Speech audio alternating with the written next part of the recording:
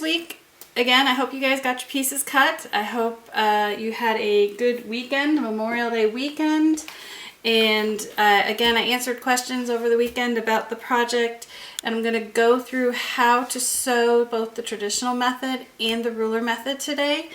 And then we're going to do some other stuff. I do want to ask, we are looking to do a blog post about our sew along in the last week of June, first week of July. So as you guys are doing your projects, if you take pictures of your progress or your finished blocks or your finished quilt top, please email all of those to me at Heidi at the Whimsical Workshop, and we will use that, some of them, in our post to just share about it. And if you have any comments you want us to include or anything that you think we should put in our blog, please send it to me and we will review it and again compilate it all together and make a nice blog post for the end of the month, end of June. The due date to have those pictures to us would be June 26th. And again, if you don't have your quilt top done, just take a picture of your block. We just want to see what colors you used or fabrics and how you may have changed the design, which is completely okay. We want you to change your designs if you want to. So that would be the big thing, is if you do send us pictures in progress, I'd love to see what you guys are doing. We are going to do a few more sew-alongs going forward. I am going to look to do one on Zoom so that we can actually interact face-to-face and not type in comments, but I will have more info on that a little bit later. But for today, I'm going to pan the camera down so that you guys can see what I am doing. And then after this, we realized that when we do a YouTube or Facebook Live video, couple things. One, they flip it so it's mirror image of what you actually see, so it looks like I'm a lefty and I'm cutting with my right hand. Two, we've noticed the quality of the video is very, very grainy for the first week, which sadly I didn't shoot on other cameras, so that is the only footage we have. For today though, I am shooting on other cameras, so the video will not go up right after the live cast. It will go up later today or tomorrow once I get all of the video compilated, cleaned up, flipped the right way, and that it's not grainy. So just bear with us, give us a day to get that pulled together and get it posted. So if you did miss it, you will see it tomorrow. So let's pan you down. Don't get motion sickness here. So first, let's go over the traditional method. The traditional method last week, when you cut it, you had to cut 2 of these triangles, a 4 1/2 inch square, and a 2 7/8 inch triangle, or I'm sorry, 2 7/8, an 8 7/8 inch square that you cut across the diagonal. So these are the pieces you need for a traditional block. So I'm going to give you some tips on sewing these. I have it all stepped out for you, so you didn't have to wait for me to sew. But the first thing is you're going to sew this triangle to this square. So it goes like this. Now, you can sew from either end. You can sew from this end down.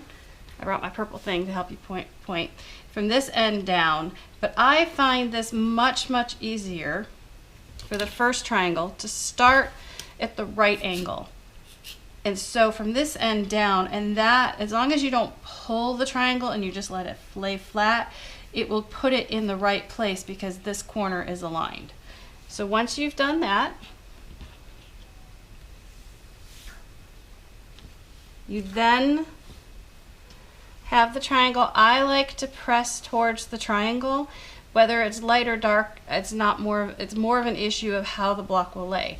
So in this case, even if this was white and this was blue, I would still press towards the triangle.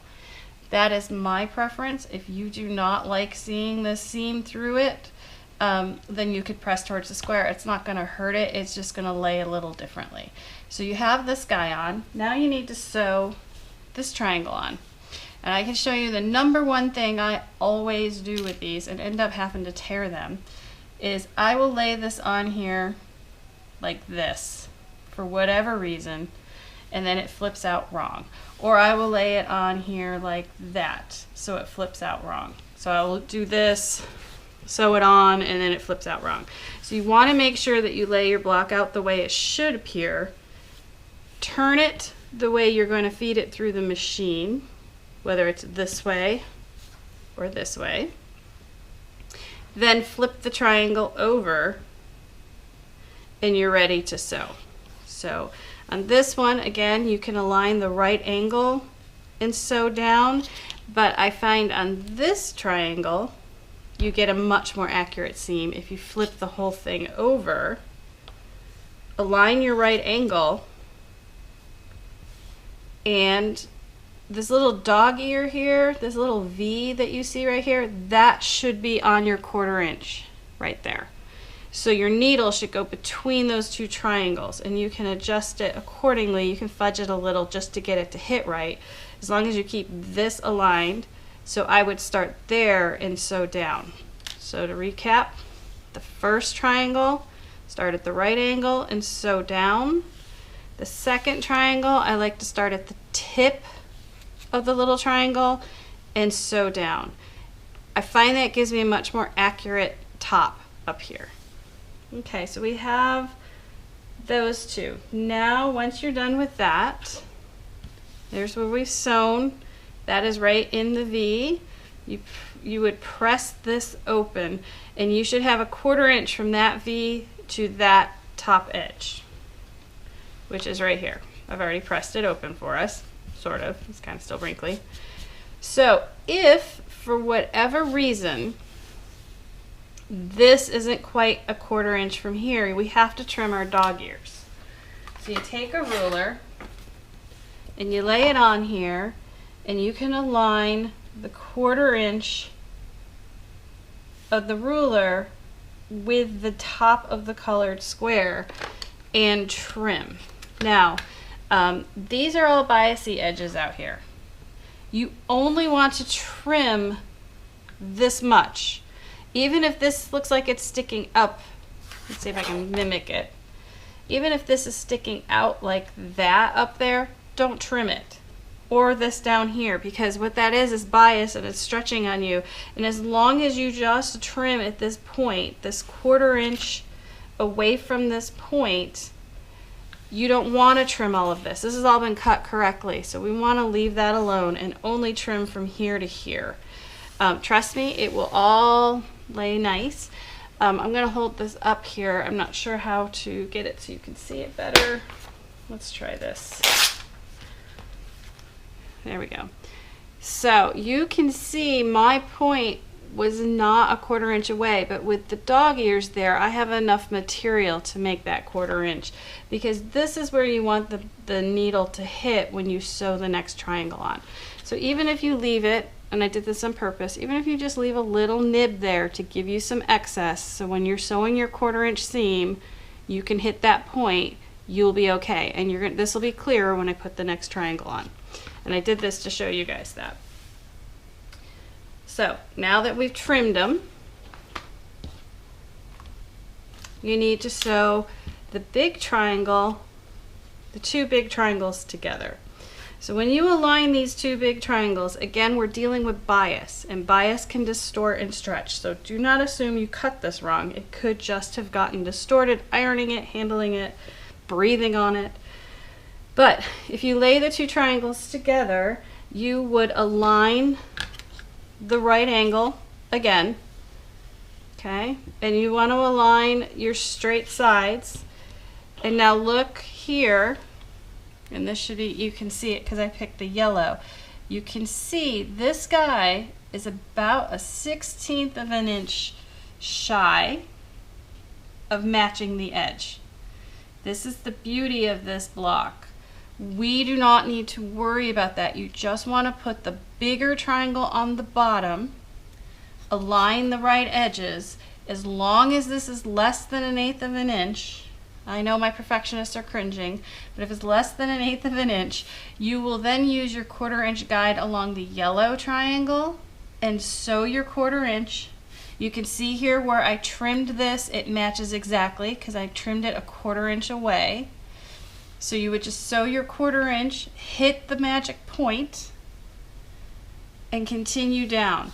This 1/16 of an inch in your seam allowance is going to mean nothing. It is, as long as you use that back triangle as a guide, no one's going to see the back of your quilt, so do not worry about it. So then once you've sewn your big triangle onto your little triangle, I like to press towards the big triangle, and I'm going to show you this close so you can see. You can see here, see the yellow peeking out.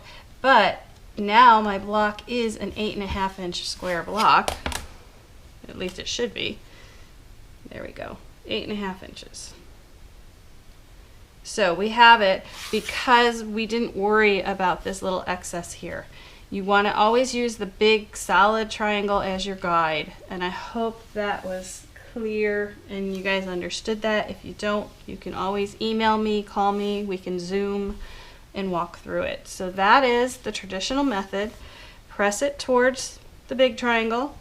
Get rid of your dog ears. You don't want to leave these little nibs in there, because when you go to quilt your quilt or have a quilter quilt them, the needle will hit that nib and it'll just screw up the quilting. So this is just some insurance so that your quilting comes out right. So there is the finished block traditional method. Now we're going to move on to the ruler method. The ruler method uses the Cat's Cradle extra large ruler, and this one required no triangles, and does require trimming. So let me show you how we put this one together. For this one, you had to cut 4 3/4 inch squares and a 4 3/4, I'm sorry, I have to remember this, by 5 3/4 rectangle. It comes with the directions in the ruler, but I'm going to walk you through it as well. First, you would sew a square onto a rectangle and a square onto a rectangle. The directions will tell you, if you forget, to press towards the background. Okay, so you want it towards the black in my case, or white if you have one of the kits. And then you take these and you're going to sew them together like this with a 1/4 inch seam, which is, we're going to switch colors through this because I didn't have enough of one fabric. So you sew those together and they look like this. Get these out of our way. Okay. Now before you press these, you're going to want a pair of nice little sharp scissors like that. The directions show you this as well, but you're going to fold this in half. You're going to take your nice sharp scissors, slide it into the fold, and you're going to cut that seam allowance up to the stitching but not through the stitching. Alright, so up to this white line but not through it. If you cut through it, you'll have to take it over to the sewing machine, re-sew it, and you'll be fine, but you don't want to cut through it if you can help it. Then you need to go ahead and press this, and how you press this is you're going to press from this side, but you're going to press this square down, and because of that cut, you're going to press this square up. That's going to give you nice flat seams. All your block seams will go the same because we're building 2 blocks at one time. So there is that step. So then here it is cut, and we open it up and they lay nice and flat. Everything is pressed towards the background. The next step is to mark the back of your block following the directions and using the Cat's Cradle ruler. So how you do this is there is a side, get my board here, here's the ruler. These squares correlate with the square on your fabric that you've sewn. So you're going to lay the ruler on the square. Oh wait, I'm sorry. Right now we need the place on seam line square. So that's the line we want. It's still a right angle square. It goes on our square. We're going to align the black line on the sewn line, not out here, but on your actual sewn line. Okay? And then you're going to draw a line along the edge of the ruler. Now, one thing I have learned over time of using this, pull this out of the way again, is you can do this. You can align it here and here, and this guy could be over here, he could be over here. So what I do as a little added insurance is I align it on my seam, and I align this on the corner, and I don't worry about this end. And then I draw a line, and I'm using a chalk pencil, mainly because this is black, but you also want to make sure you use a washout pencil or something that won't show through your fabric, because this is your seam line, and if you use a black Sharpie, so to speak, you will see that if you use white fabric. So there's my first line marked. Then you rotate it around and you repeat with the other side. And again, I align it on my sewing line, and if I have to slide it just a little to hit that point, I will do so, just so that it's close to that point. Now we're going to trim these up so it doesn't have to be exact, but it does help that triangle be a little more triangle shape and less polygon shape. So there are our 2 lines with the ruler. Next step is to put these 2 with their background. So this is the large, this is the 9 by 10 inch rectangle we had you cut, and you match it up with its correlating colors. These, you don't want these to be the same fabrics. And again, you can do like we did and pair up your fabrics, so this becomes one block and then the big blue and the coral small become a second block, or you can just mix them up and they're all random. So now we lay this on here and we sew on our drawn line, which is what I've done here. Now we need to cut this apart, and you may, if you have gone ahead and read the directions, there is a typo in the Cat's Cradle extra large ruler, and I can explain where it came from. At least this is what I assume happened. It tells you to use the edge of the ruler, the 1/4 inch seam line on the edge of the ruler. And if you look at this ruler, there is no 1/4 inch seam line on that edge of the ruler. So the reason that happened is if you looked at the smaller Cat's Cradle ruler, which came first, it does have it. It does have a 1/4 inch seam line. This one doesn't. I don't, now that I'm saying that, maybe, yeah, this isn't long enough. And on the little guy, it is long enough. So how that is there is no 1/4 inch seam line on the bottom of the ruler. Don't make yourself crazy looking for it. Just take another ruler that does have a 1/4 inch seam that is long enough, and you align the 1/4 inch line on the ruler with your sewn line, and you cut. And that will give us our first Cat's Cradle block. Then you flip the shape around, use the 1/4 inch line on the sewn line, and you cut again. So now we have our 2 Cat's Cradle blocks all done, and they're ready to be pressed and trimmed. So here is the one colorway, or the one way out of the 2 fat 1/4 pairs. Here is the other out of the fat 1/4 pairs. So then we're ready to trim these up. And then we bring in our Martelli turntable, if you happen to have one of these. I love this turntable. It's a whole turntable system. So how it works is there's the turntable. Then they give you, if you buy the whole set, you get the pressing board so you can press and turn. And then they give you the cutting mat. And I love the fact that because some of us are going to cut more than others and we may wear this out, you just can replace the mat. You don't have to replace the entire system.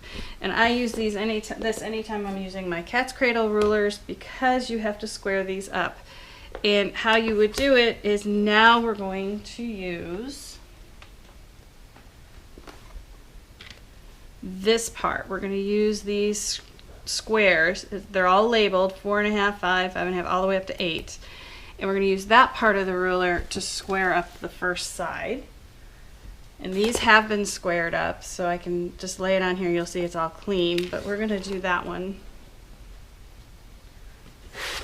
Okay. So I'm going to finger press this open. I would take it to the iron. I'm shooting a video, so I'm not going to do that. Go to the iron and press it towards the big triangle. This is one of those do as I say, not as I do. Okay, we got that nice and flat.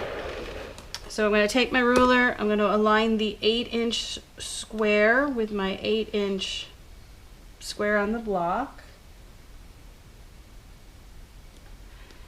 And I'm going to trim, rotate. See how I can rotate the block without moving everything?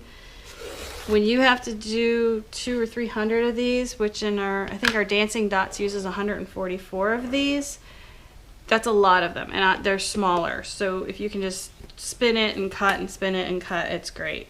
Now the next line you need to cut the other side are these dotted lines, these that go across the ruler. We're using the largest one, so we're using the last dotted line, but those are also labeled. The same label for the squares goes for the dotted line. And so what you do is you lay the dotted line on your square, and you want to make sure that the edge here of each dotted line matches up with the edge of the black triangles, because you've already squared those up. You don't want this like this.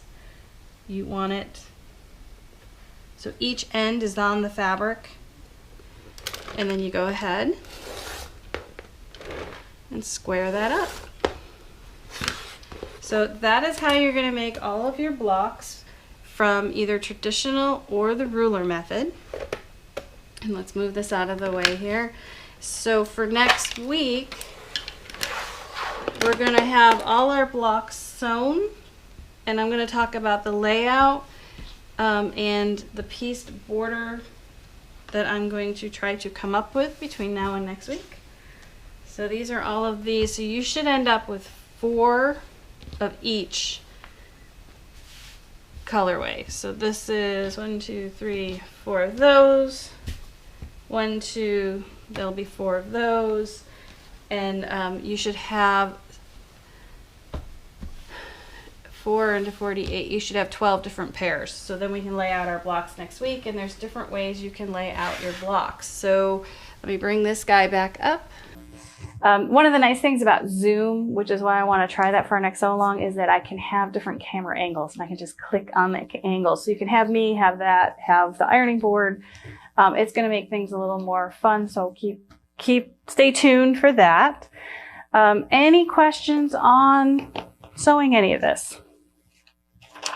This is a pretty easy one to start for a sew along. Let me just go through my list, see if I missed anything. Again, if you want to post any of your picture, or you want us to include any of your pictures of your project in our blog post, try to have please have those to us by June 26th. That will be the cutoff date. I can't promise everything will go in depending on how much we get, but we will do our very best to include your definitely the final photos or your block photos. So if you don't finish your top, just send me a couple of your blocks. Stay tuned tomorrow for the video if you missed today's live cast.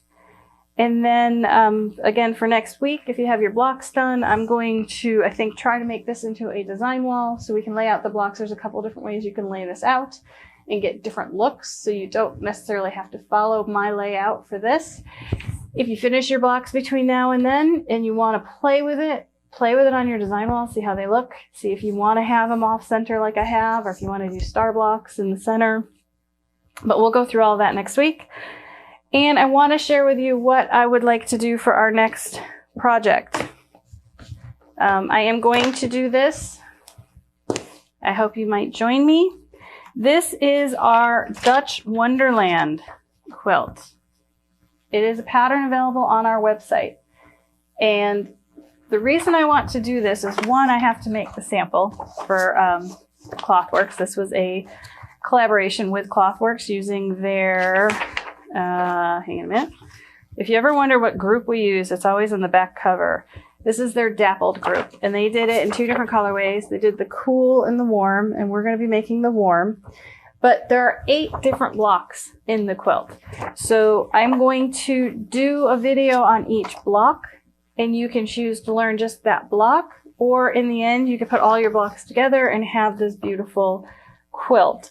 That is going to start the 3rd week in June, and my question to all of you, so please leave in the comment below, is if we're doing live videos, would it be easier to have them on a Saturday morning versus a weekday morning?